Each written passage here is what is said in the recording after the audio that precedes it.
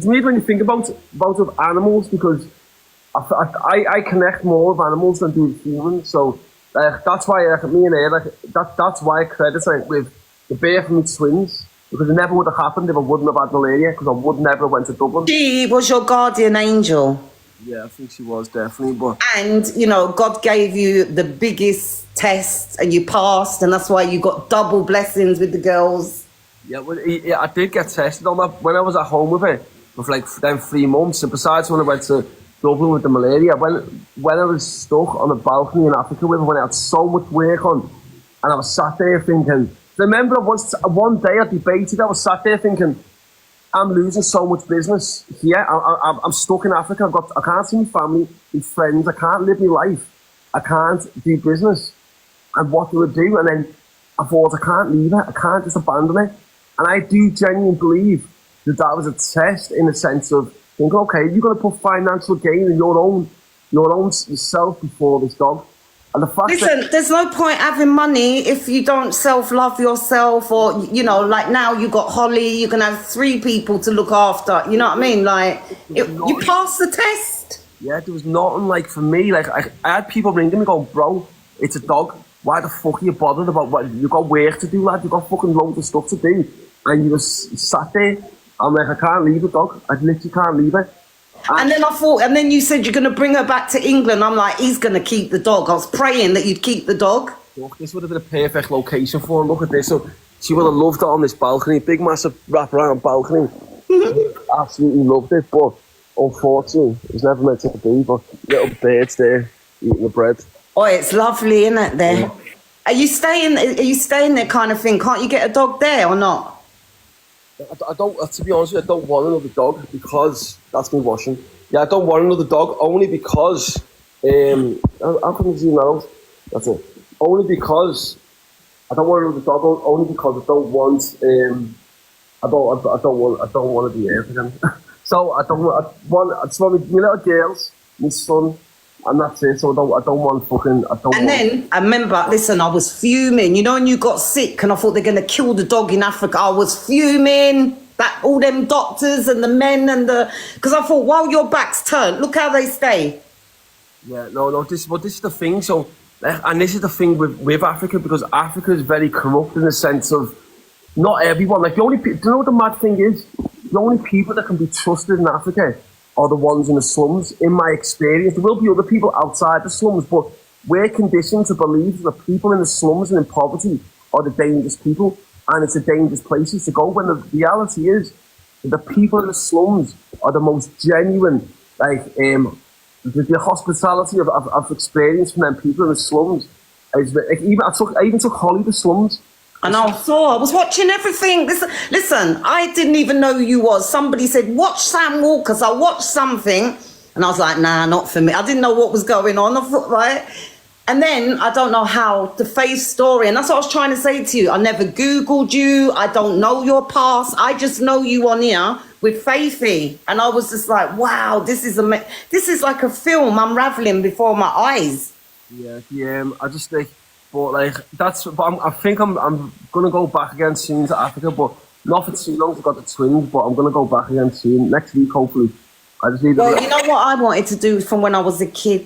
I wanted to adopt all the kids. I wanted an orphanage, and you know the babies with AIDS, and I look after all of them. Yeah, the orphanage. So I'm a bit like you. If I would be, do you know what I mean? I'd set up an orphanage for the babies that got AIDS, and I'd look after them. So if you get any more crazy little things, think of Goddess as a mummy angel coming out to Africa. Definitely. With the AK-47 in the jungle looking for the pink diamond. It's a pink diamond more rare than the yellow. I swear I want a pink one, innit? The pink's better. The pink ones are more rare, definitely. I know my shit, you know. Yeah. I've watched too many of them films and I'm like, yeah, the pink. Not the yellow, it's the pink. Yeah, the pink ones are quite... People think that they're rare, but they're not. They're quite common. Yeah, but... So the yellow ones are quite common. So big up to Emax, Sinead, It's Me, everyone else, Chrissy, that's all up there. Big up to us. Bam, bam, bam. I want to see the babies. So let's see, guys. I'm predicting, fingers crossed, you know, I'm just throwing, I want them to be identical. Yeah. We'll see.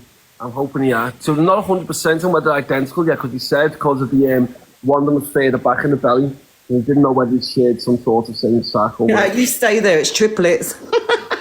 Imagine that.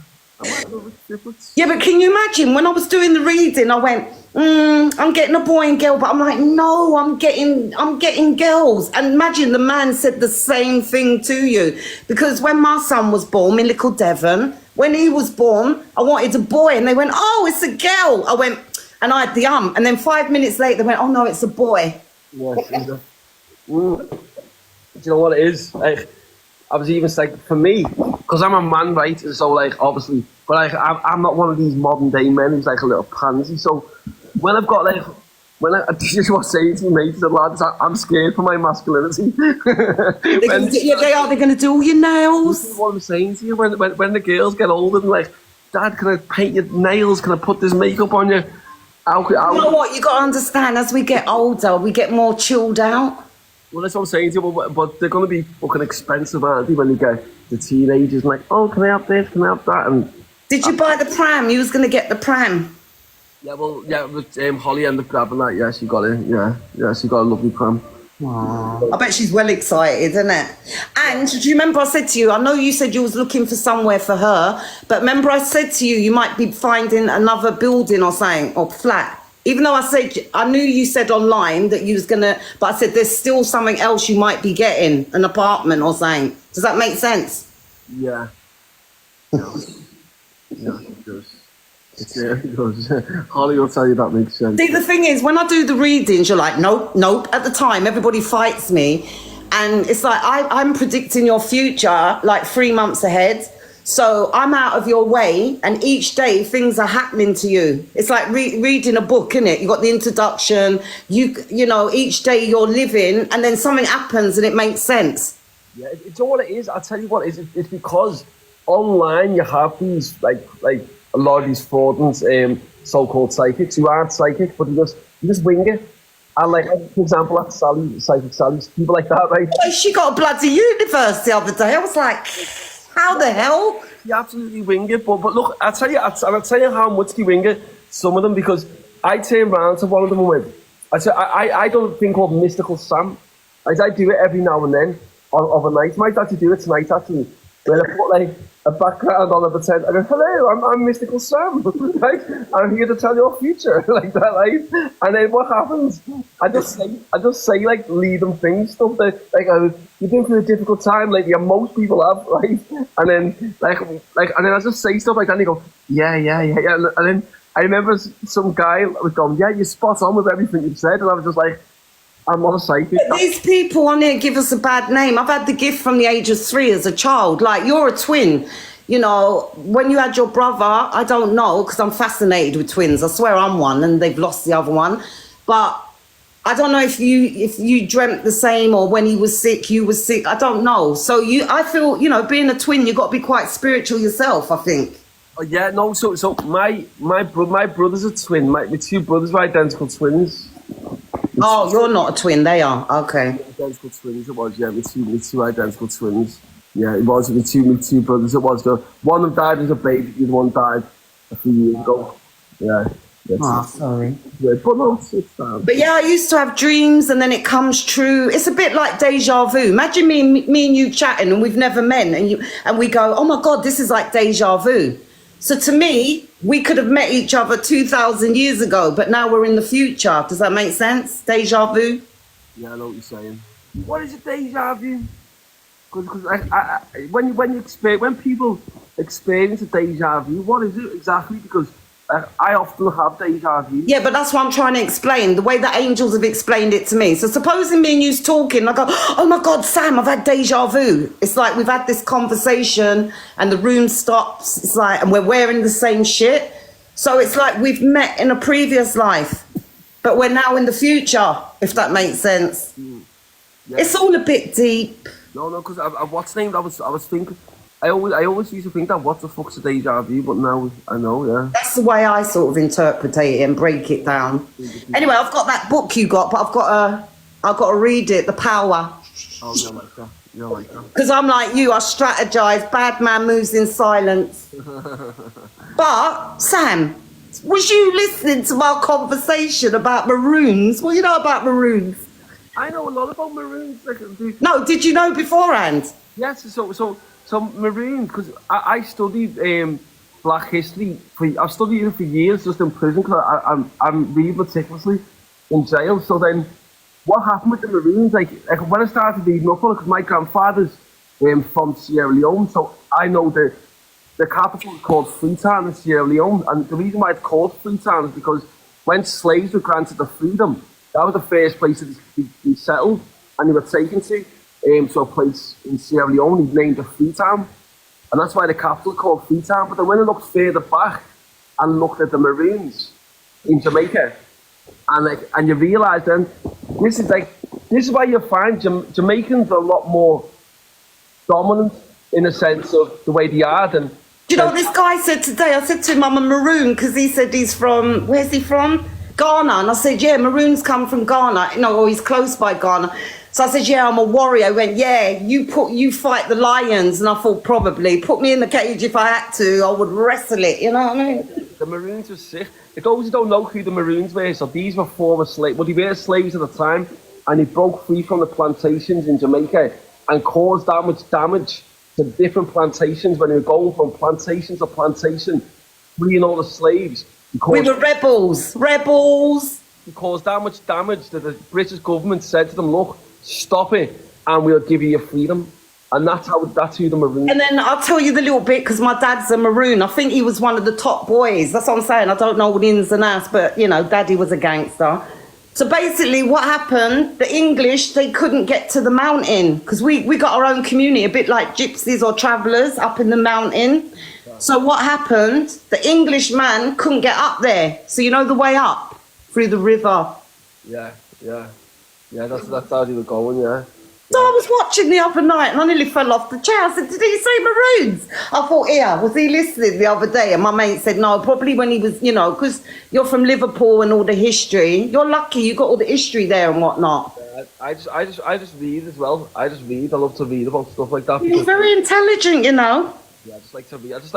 I know a little bit about everything. That's how the best way to be, but I don't know too much, but unless it's about the same subject. Sam, when you go in Jamaica?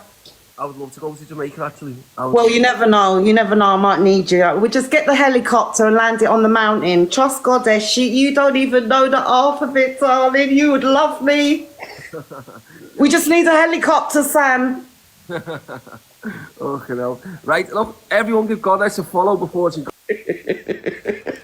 You've gone up to 58.9, so you can get it to 59k. Oh, thank you, guys. Everyone give a follow, bam, bam, bam. Anyway, let me know if you have any crazy dreams you don't understand. I can break it down, because I decode dreams as well. You had any crazy dreams the last few days? Yeah, okay, well, look, I do actually have a reoccurring dream. I don't know what this is. I actually sort of spoke to my baby's mad about this, and Holly, and a few mates. So basically, what happens in this dream is, it's a weird dream what I have. So I'm sat there, yeah, in the car, I'm in the passenger seat, and then I look at my mate, and as I'm sat there looking at him, yeah, he's laughing, and I'm laughing, I don't know what it's about, and then he's looking at me here, face to face, and as soon as I see him just look past me at the window, and then the smile on his face just goes, his face just drops, yeah, and as I turn like that, all I see is a loud flash, right, and a bang, and screaming.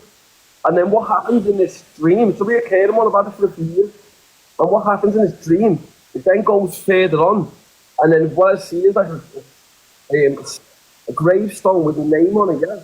Oh, bloody hell. And my ma's there crying, and then other people are there, and then bang, I just wake up.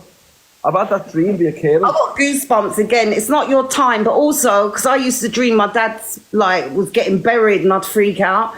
That can also be a rebirth. Like, you're being, like life and death. So a death of the old you into a new. Is it? Yeah. It can be a rebirth. It doesn't literally have to mean death. Yeah, I've had because you wake up every time. Yeah, I wake up, because what happens is, I literally wake up as soon as I see my ma crying, and I turn like that, and bang, I wake up, and it's exactly the same dream I have on my feet. But I probably have that over the past 3 years, I probably had that about at least 15 times. At least 15 times. Well, it ain't your time, mate, because you keep waking up. It's when you don't wake up, you know. So I'm curious about that dream. I've Googled it to see what dreams mean, but not really comes up. When you Google, go to dream interpretation and the one called Moods, Moods, and then every alphabet, just put, I don't know, death, right. So if we break it down, death is a rebirth.